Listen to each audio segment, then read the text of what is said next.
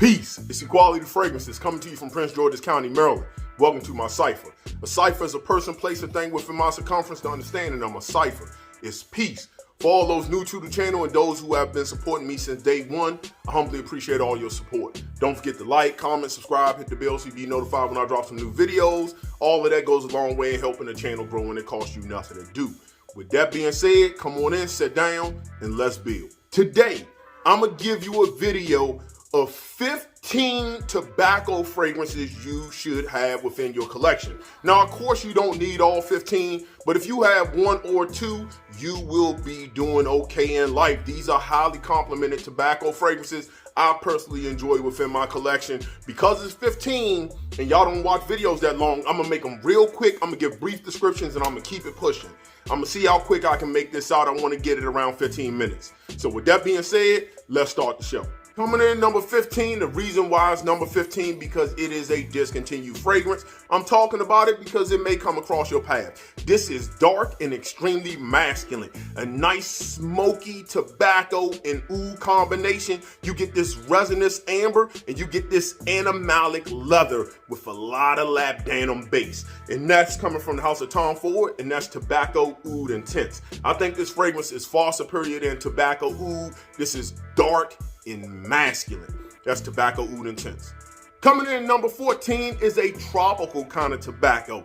You get some mango and pineapple. You got a nice boozy vanillic undertone with it. You get this smooth tobacco cigar, freshly rolled, powdery, ambery nuance. This is coming from the house of Byron Parfums, and that's Black Dragon. A beautiful, cozy, warm, sweet, honeyed scent. Honey's also in here as well. Now, this doesn't perform like Mula Mula. If it did, it will probably rank a little bit higher. It sets relatively close to skin, but that's good because you have another tobacco fragrance you can wear on an intimate occasion. When people come in close within your circle, they'll smell you and you're gonna smell amazing. And that's Black Dragon. And number 13 is the reason why I haven't worn red tobacco in like 2 years. With red tobacco, it's screechy and very sharp. Nothing is really smooth about it until it starts getting to the mid and the dry down. With this fragrance, it's smooth from beginning to end and it's not as loud as red tobacco, which I personally enjoy. This is coming from the house of Navitus Parfums, and this is Virtus. Again, you got that saffron, nutmeg, cardamom in the opening, very reminiscent with that nice dry woody tobacco, but then you got honey drizzled on top of it with this slightly lactonic creamy feel, which to me is coming from the fig and coming from the mango. As it starts getting into the dry down, you got that resinous, woody, benzoin, slightly salty ambergris driftwood thing going on. This is a smooth fragrance from beginning to end without that medicinal oud that red tobacco gives you. And that's Virtus from Navitus Parfums. Coming in number 12 is a very dry, smoky, extremely sweet honey tobacco fragrance. This is coming from the house of Maison Christian Dior, and this is Tobacolor. You also get this almost peachy, plummy, ambery feel to the fragrance. Extremely smoky. I like to layer this with Kilian Angel shares. This is a wonderful fragrance, but a winter fragrance. I wear this only in cold weather, but it works. It has a very cozy feel to it. And that's from the house of Maison Christian Dior. That's Tobacolor. Coming in number 11, some people gonna probably think this should be higher in the list, and I get it. It's just I prefer the Parfum version better than this particular version of it. This one is more of a brighter version, but it's still a good fragrance. Compliments, kind of hit and miss. This smells like Hennessy and Coke with a tobacco benzoin dry down. I prefer the dry down more than the opening. And this is coming from the house of Roja Parfums, and this is Enigma or Creation E, depending on where you got your bottle from. If you got it over in Europe or if you got it here in the States, it's Creation E. Again, a nice fragrance, a brighter, just version of the original. Longevity, I still get like 10 hours on skin on this. I really do. I prefer this in cooler weather. This is like a fun, flirty fragrance for you hanging out at the bar or something. This will go well in that environment. And that's Creation E or Enigma. Coming in at number 10 is Sex in a Bottle. I'm talking car sex, parking lot sex. back shots and hand on her throat all night long. This is one night stand action. I wear it if I'm going out and I know I'm trying to get into something naughty. This is generally what I pick up. This is the first fragrance I ever reviewed on YouTube. This is one that every time it restocks, it immediately sells out. This is coming from the house of Savoir Faire. This is Soul Cafe. An amazing tobacco fragrance. Blood orange, is sweet, it's oody, it's woody. It has like this firewood almost smoke to it. Absolutely amazing. That's Soul Cafe from Savoir Faire. Coming in at number 9, I'm gonna talk about two fragrances because they are similar, but absolutely different to me. This is honey and tobacco. And this is from the house of Mugler, that's Pure Havane. And from the house of Xerjoff, this is Naxos. Now, I'm gonna be honest, with this, I get more honey and tonka with this. With this, I get that cherry honey tobacco with this. Now, this is discontinued, I believe. It's hard to find. Do not pay an arm and a leg. I wouldn't pay over $100 for this. But this is still readily available. And because of the brightness and the lavender in the opening, I will almost wear this year round. Like maybe like a summer night, I have worn this. Both are absolutely complimented. This is loved by many, a unisex scent. And this is Naxos or Pure Havane from Mugler. Coming in number 8, in my humble opinion, is the best or one of the best, at least top 5 honey tobacco fragrances you could ever buy. And you can get it for under $90. This is a very dry, woody, sweet honey tobacco fragrance. The honey is Manuka honey. It's very juicy, very thick and syrupy. It has a boozy element to it. This is coming from the house of 1821 Man-Made, and this is Sweet Tobacco Spirits. People have compared this to Kilian's Back to Black. To me, Kilian's Back to Black smells like expensive baby powder. That's what it smells like to me. I'm not really, it's cool and all, but I don't really get it. This one, I would prefer that over that any day of the week. This performs like a champion. Cold weather fragrance only. Beautiful. 1821 Man-Made Sweet Tobacco Spirits. Coming in at number 7 is some people's favorite tobacco fragrance. It is a very smooth vanilla and tobacco fragrance.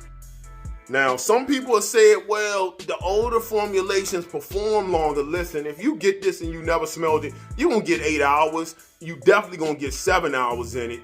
I don't know where people going where they need fragrances to last more than 6 hours. That's another rant for another day. This is coming from the house of Parfums de Marly. This is Herod. Now, I've had clones of this, which are pretty good as well, but something that those clones miss is that beautiful osmanthus. It's kind of peachy, floral element to that honey, tobacco, ambery, vanillic feel you get in this fragrance. Very woody, very smooth. Like, this is a smooth tobacco vanilla fragrance, and that's Herod from Parfums de Marly. Coming in number 6 is a smooth out, freshly rolled, being in a cigar shop where they actually make their own cigars. That's what it smells like in there.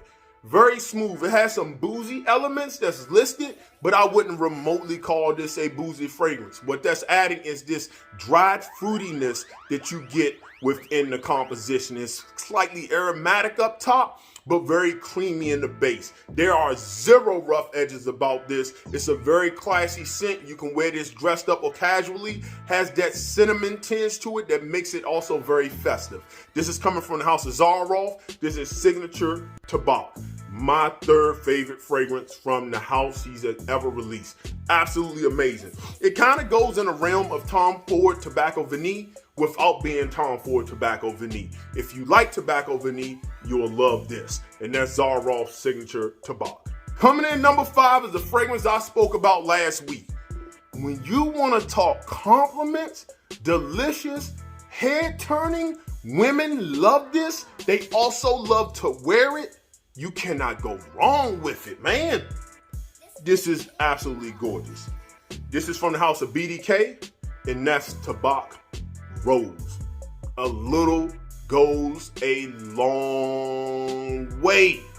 Rose, tobacco, chocolate, some fruitiness, slightly smoky, dry woodiness. 10 out of 10 fragrance. You see compliments and this go hand in hand. I'm talking unsolicited, people walking by you, head-turning, show-stopping fragrance. That's Tabac Rose. And number 4. Now, typically I wouldn't put a clone fragrance in here, but this is a clone of one of the best tobacco fragrances ever being released and is worthy to be mentioned. This fragrance performs like an absolute champ. It's extremely festive. And this is coming from the house of Al Harmain, and this is Amber Oud. Not Amber Oud Gold Edition, but Amber Oud. Now, if you look for this bottle now, you're not going to see this. This is an older bottle. I had this back in the days. What you will see is Amber Oud Tobacco Edition now. What's the difference between the two? I don't know, so I'm not going to make something up, but they both supposed to have similarities. I believe the Tobacco Edition just has a little bit more amped up tobacco. Again, a clone of Tom Ford's Tobacco Vanille. You get some fruitiness, some cinnamon, some cacao, vanilla, tobacco. You cannot go wrong. The scent trail, projection, sillage is monstrous in this. And this is coming from Al Harmain, and this is Amber Oud, or Tom Ford's Tobacco Vanille if you own that. Coming in number 3 is a fragrance that absolutely shocked me. I never thought I would receive the compliments that I have received on this from unsolicited strangers. Especially back in 2020 when everybody was tight up on the mask. I received like 4 compliments in one day, making runs like to the grocery store, to Walmart, to the post office. I was getting compliments. This is coming from the house of Nishane, and this is Fan Your Flames. You get this naturally dried fruit sweetness which comes from the rum accord, because if you know anything about how rum is created, you need sugarcane to make rum. So it gives you that natural sweetness. You get an authentic coconut note within that. I'm not talking about your suntan lotion, artificial coconut. I'm talking about cutting coconut right off the tree in South America or in the Caribbean and start drinking coconut water and you can smell that coconut. That's what you get. You get this earthy, woody dryness, which is like oak moss and tobacco. Pound for pound, this is a 10 out of 10 fragrance. A little goes a long way with this fragrance. Don't put too much on, trust me, I know.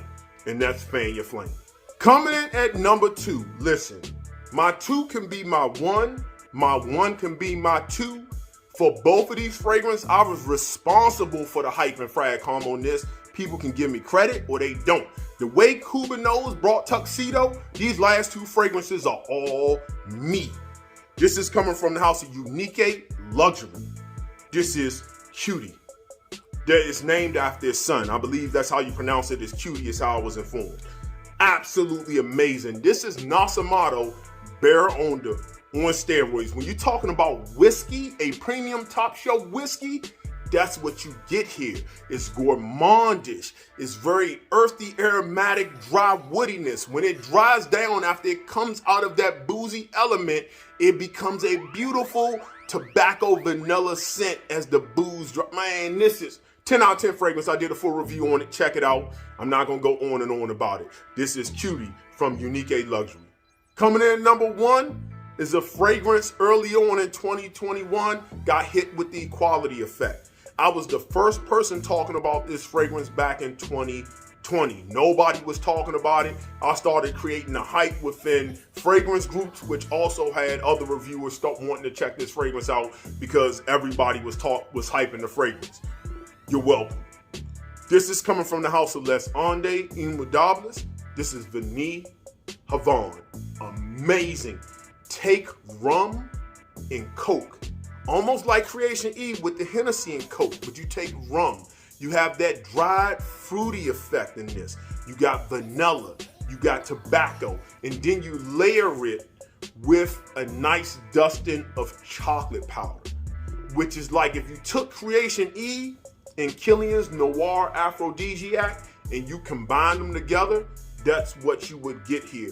There's something that's slightly smoky and ambery about this as well. An amazing compliment getting scent. This is coming from the house of Les Ondes Inmudables. This is Vanille Havane. So those are my top 15 tobacco fragrances you need to have within your collection. Do you have any of these? Of course, like I said, you don't need to have all of them, but if you got one or two of them, you are good and set to go. If you don't like boozy fragrances, stay away from at least my number 1, 2, and 3. Just stay away from it. It might not be your cup of tea. But everything else is a little bit easy wearable if you aren't into boozy fragrances. With that being said, thank you all for watching. I'm going to leave you the way I greeted you, and that's the universal language of peace.